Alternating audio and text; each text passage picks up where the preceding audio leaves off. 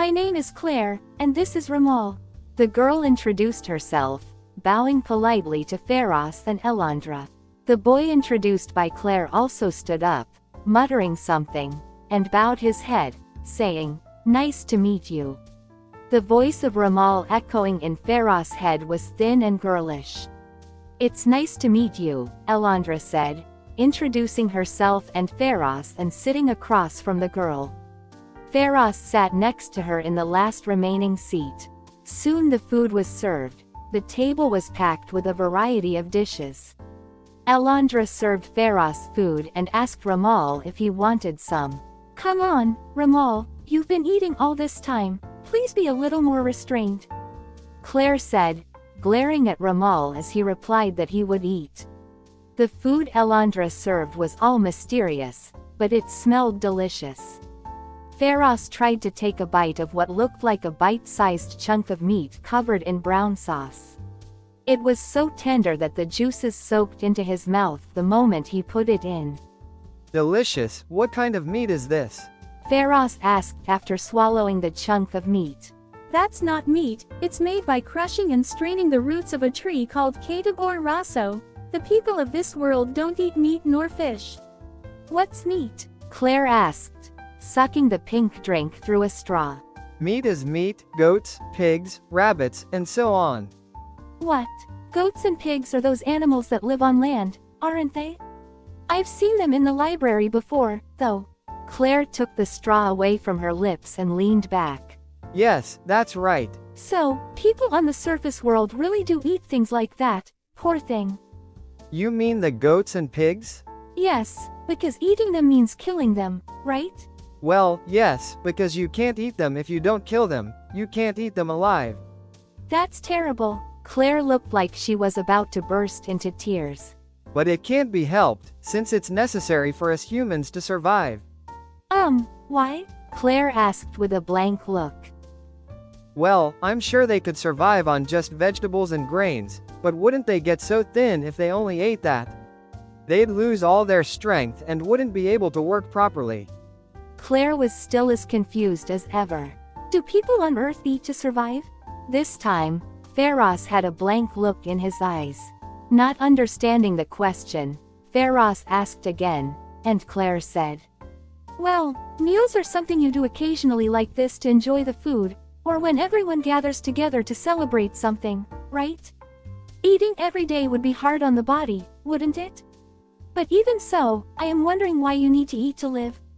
Well, it's fun to eat with everyone like this, and I do want to eat like this sometimes, but it's not like you'll die if you don't eat, right?" No, you'd die if you don't eat. As Pharos stared at Claire, not understanding what she was saying, Elandra replied, "You'd die." People on the surface world absorb life energy from food, so if they don't eat, they'll soon die. Elandra said, and Claire cried out in surprise, "What?"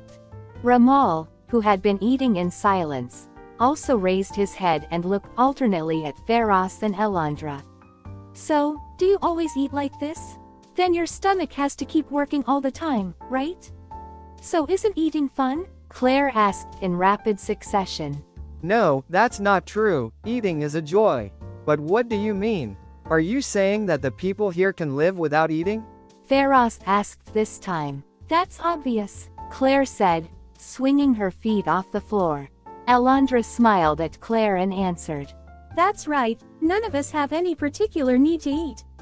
That's because our brains are programmed so that the vital energy we need to function is secreted from the spinal cord and sent to the entire body. Therefore, there's no need to take in vital energy from an outside source." Pharos didn't understand what Elandra meant. But anyway, it seems that the underground people can survive without food. Does that mean that it will be possible for people on Earth to do the same? At this stage, it's not possible, but as the level of consciousness rises, it will eventually become possible. If it becomes possible to live a life without having to eat, then no one will die of starvation. As Pharos was thinking about that, Claire tugged on his sleeve and said, "Hey. But, if everyone on the surface world needs to eat, surely there must be plenty of places like Cortania to eat? And there'd also need plenty of chefs, right?" Does Cortania refer to this restaurant? Feroz pointed inside the restaurant. Then Claire nodded, yes. It's true that there is some restaurants in town, but it costs money, so we don't go there very often. Everyone cooks and eats at home. What? Cooking at home? You cook your own food? So Feroz, you can cook too? Yes, I do. That said, we can't make anything as elaborate as the food here. We just bake bread and boil vegetables. But then what will chefs do? If everyone cooks at home, won't there be no work for chefs? I don't know, people with money go to those kinds of places, so if you deal with those people, you won't run out of work, right? I see. By the way, what is money? Does she not even know what money is? Maybe there isn't even money in this world? Come to think of it, we really didn't pay at this restaurant. Feroz remembered Elandra's words. You don't need money. Hey, what's money? Claire asked pleadingly, tugging on Feroz's sleeve. Well, money I mean is that like gold coins, silver coins, and copper coins. What is gold coins, silver coins, copper coins? Well, it's a thin, round piece of metal about this size. Feroz said, bringing his thumb and index finger together to form a circle, and showing it to Claire. So, what would happen if you had it? Well, I mean, if you had it, you'd be able to eat at restaurants like this without having to cook for yourself. And you'd be able to get almost anything you want. I see, but why would you need something like that to eat at restaurants and get what you want? Well, because that's the way it is. So, why? So, because that's the rule. Hey, why? Claire, thinking that she wasn't getting a satisfactory answer from Feroz, turned to Elandra and asked. Well, on Earth, when you receive something, whether it be a service or a gift, you need to give something in return. When Elandra began to speak, Claire leaned forward to listen. The reason why this is necessary is because on Earth, when you give something to someone else, such as a thing or a service, you have the awareness that you have done it for them, not for yourself. So you think that in return, you have the right to receive something of equal value in return. If this were not the case, you would think that the other person would be the one enriched and benefiting, while you would be the one being worn down and losing, in other words, that you are at a loss. So in the past, people gave and received things in return for things, something called barter. But this had issues with equality and inequality. And it was also inconvenient in terms of carrying it around, so something called currency, or money, was invented. For example, let's say you wanted to have the food here. So, let's say the chef here wants to buy more of these vessels. The chef has provided you with food because you wanted to eat it, and he considers it to be something he has done for you. So in return, he asks you to fulfill his wish. In other words, to provide him with the vessels that he wants.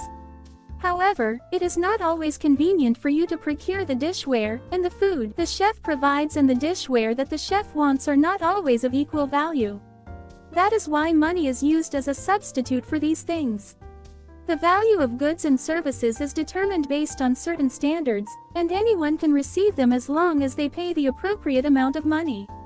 That way, even if you're unable to procure the vessels, the chef will be able to use the money to get it from someone who can. In that case, if the vessel is more valuable than the food, the chef will need to provide more of the food. In other words, in the surface world, if there is something you want, you can't get it unless you have enough money to cover its value. The rarer and more difficult to obtain the item, the more valuable it is, and the more money you will have to pay for it. Not sure if she understood Elandra's explanation, Claire nodded vaguely.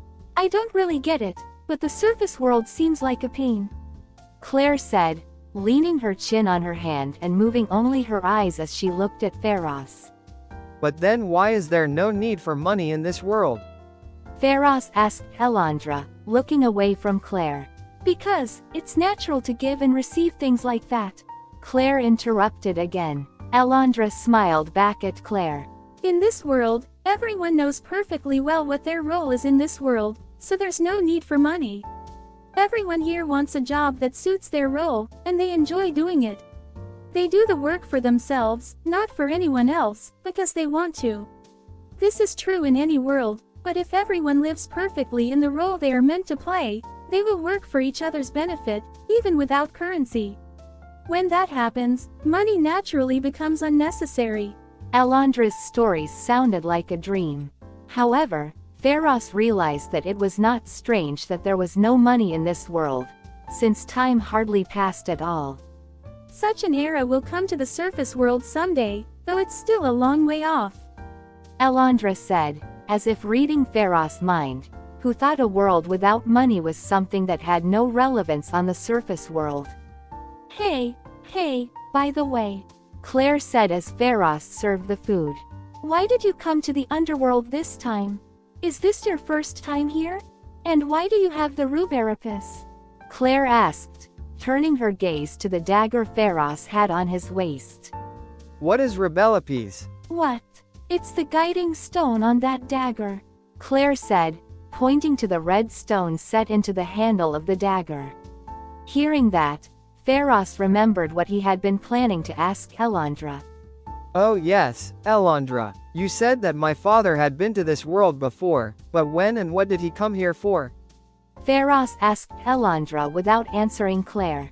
Elandra stared at the floor for a moment, then looked up and said, yes. I was just reading the information left behind at the scene, so I don't know the details because I wasn't there, though. Your father, Lucius, came to this world was before you were born. It seems he happened to jump through the dimensional gap and come to this world. In terms of the time period in the surface world, it seems he stayed here for quite a long time. It was around that time that there was a war on the surface world, and he lost his family as a result, so he grew tired of the world. After seeing how the people here were living peacefully, he wished to stay here. It seems he was also working here. Pharos had actually heard stories from his father about how he had lost his family in the war. At the time, the village where Pharos' father lived was quite large and was independent and provided for everything without relying on the government. It is said that they had a certain degree of say in the affairs of the country. They also had a certain degree of military power. However, one night, without warning, the village was attacked by a large army that had come from a completely unknown land. And before they had a chance to fight back, the village was destroyed. During that time, Pharos' father lost both his parents and siblings. By chance, he had been away for several days in a distant town and thus escaped the attack. When he returned, the village had been reduced to a burnt wasteland. Pharos' father had always said that they were soldiers sent by the king. The king didn't like us being here, he said. But if he liked this world, why did he want to go back? I don't know, but I think having you as a child was what made him want to go back. Wait a minute, so you're saying I was born in this underground world? That seems to be the case. Elandra nodded. I see, so that's why Pharos has an underground vibe. Claire chimed in. So that's how Pharos was able to come to this world even though he didn't know anything. Claire nodded, understanding the situation. Ignoring Claire, Pharos asked some more questions to Elandra. So, does that mean my mother is also from this world? Pharos had been told that his mother was originally in poor health and died soon after giving birth to Pharos. So Pharos knew his mother only from the stories he was told. Elandra shook her head in response to Pharos' question. I can learn a certain amount about your father, Lucius, from the information that has been left behind, but I can't find anything about your mother. It seems that her information was erased intentionally. Erased? What do you mean? I don't know. Again, Elandra shook her head. I believe that someone deleted your mother's information for some reason, but I don't know who did it and why. Permission from the central office is required to delete information, but in that case, the information of the target to be deleted is accessed and deleted. So the memories and information of people who were present at the time, for example, are also deleted along with it. So all of Lucius's information, and the information about when he was with your mother, has also been deleted. In the same way, if the goal was to erase someone else's information or situation, it's possible that the information about your mother, who happened to be there, was deleted along with it. But it's hard to imagine that all of the information about the people and situations your mother was present in was just erased by chance. If that's the case, it's reasonable to assume that all of your mother's personal information was deleted. Feroz pondered about that. Claire and Ramal were silent as they stared at Feroz.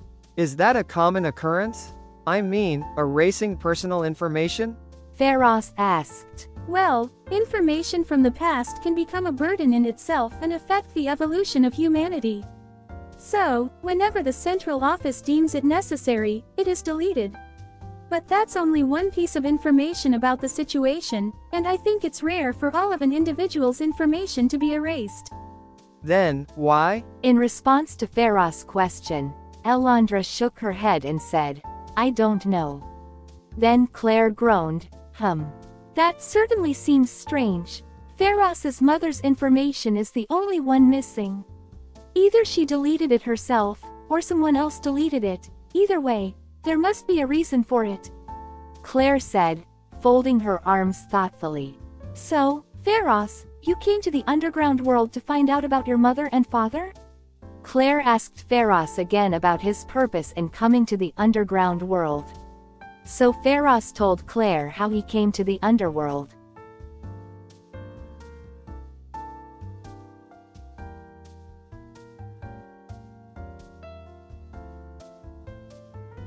After Feroz finished speaking, Claire said, The surface world is a really scary place.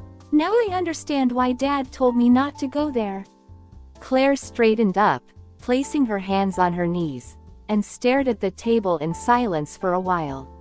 But if killing that prophet called Altacia, will it really save the people of Emalua and the country of Feroz? Besides, if you bring back the dragon stone, that means you help the old woman to kill Altacia, right? Well, I guess so. Feroz nodded, stroking his chin. No matter what the reason, killing someone is wrong. It's a very arrogant way of thinking to think that we humans can take the place of God and exact divine punishment. Regardless of whether someone is winged or not, or a dragon or some other race. But then what should I do? Are you saying we should do nothing and just sit back and watch as Emalua and citizens die? I'm not saying that. I'm just saying that no matter what the reason, taking someone's life is wrong. Killing someone doesn't solve anything, you know? Even if it seems like it's solved at the time. The root of the problem hasn't been solved, so the same situation will just repeat itself over and over again. That's what we were taught at school. So let's think of a different way to save Emarua somehow. Having said that, without listening to Feroz's opinion, Claire continued.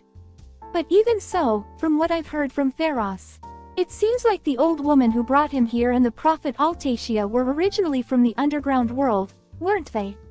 Claire asked Elandra. In response, Elandra nodded, yes. It seems the medicine seller's name is Ibiza. There is some information remaining in this world. However, there is no information remaining about Altacia, so it's hard to say. I see, but there's also the possibility that the information has been deleted, just like with Feroz's mother. Said Claire and was quiet for a while. Then, as if a thought suddenly occurred to her, Claire looked up. Ibiza was originally from underground world, but if that's the case, she wouldn't have thought of killing Altacia, right? And if Altacia was an underground person, as well, she wouldn't put a curse on people, that's for sure. So if they were both originally from underground world, maybe they're both people of the dark forces, right? Claire had heard a friend talk about a rumor in school, that the dark forces operating in the universe sometimes disguised themselves as underground people and infiltrated the underground world. Elandra smiled at Claire, who looked triumphant, as if she had just solved a difficult problem. Yes, I've heard about the dark forces, too. But no information about them is ever left behind, so we don't know the truth. So, even if they are both members of the dark forces, honestly, there's no way for us to know. Elandra replied. Then Claire said, yeah, that's true, resting her chin in her hand again. Then there was a moment of silence, and then a thin voice rang out. Everyone turned to look at Ramal. I don't know what we'll find out, but maybe it would be a good idea to look this up in the library. Ramal said, looking down as everyone focused on him. Oh, yeah, that's true. Claire said, tapping Ramal on the shoulder. You're right, it's best to look this up in the library. The reason I came to the Tios today was to go to the library in the first place, so why didn't I think of that? Okay, then let's go right away. As Claire tried to stand up, Elandra commented. But even if you can access information in the library, you can't look up information that has been deleted, right? That's true, but, Claire said, sitting back down. But since it's true that Ibiza and Altacia exist on the surface world, shouldn't we be able to find out whether Emelua was really cursed? Besides, I'm good friends with Grandpa Ramza, the director of the library, so I'm sure he'll be able to secretly show us any information that was erased. Claire said enthusiastically.